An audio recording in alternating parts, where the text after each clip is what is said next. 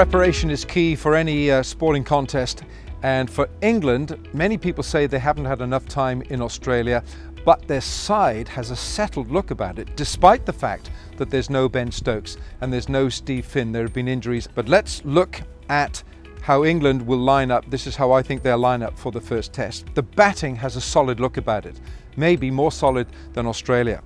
Alistair Cook and Mark Stoneman with that century in Townsville, the two left-handers, and in the view of Ian Chappell, Stoneman looks the part. James Vince at 3, Joe Root at 4, David Malan at 5, Johnny Bairstow at 6 gives this England batting a heavyweight look to it. Bairstow, 45 test matches, 2,824 runs, with an average just below 40 with 3 test hundreds.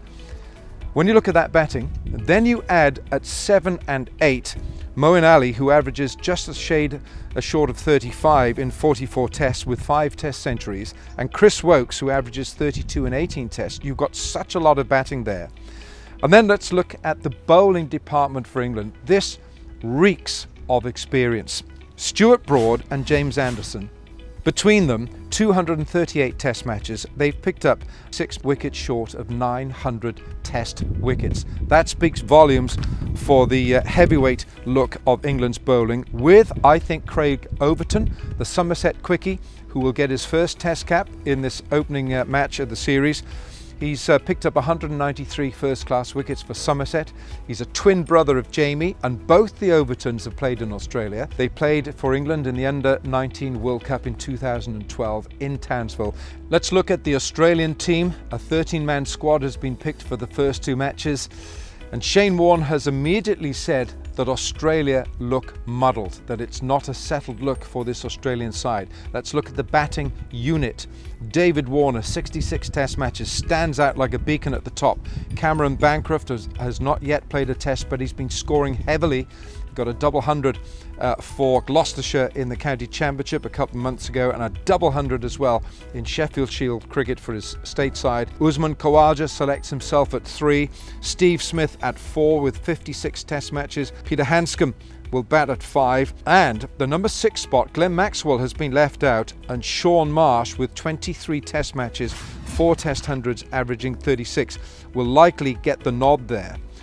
The big talking point is the number 7 spot, and Tim Paine is the wicketkeeper who gets the nod, 32 years of age, and it's over 7 years since Tim Paine played a test match last for Australia. That was against India in Bangalore in 2010. But Trevor Holmes, the chairman of selectors, says Tim Paine's glove work is the best in Australia, and they've gone for Tim Paine at the expense of Matthew Wade and Peter Neville.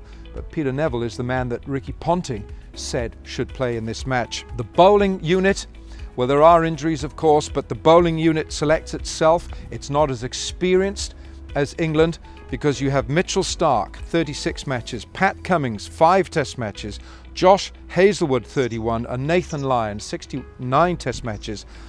The bowling department, the 3 quicks there, have picked up 287 wickets in 72 tests. When you compare that with England, with their heavyweight numbers, this Australian bowling unit is not as experienced, but does it have more venom?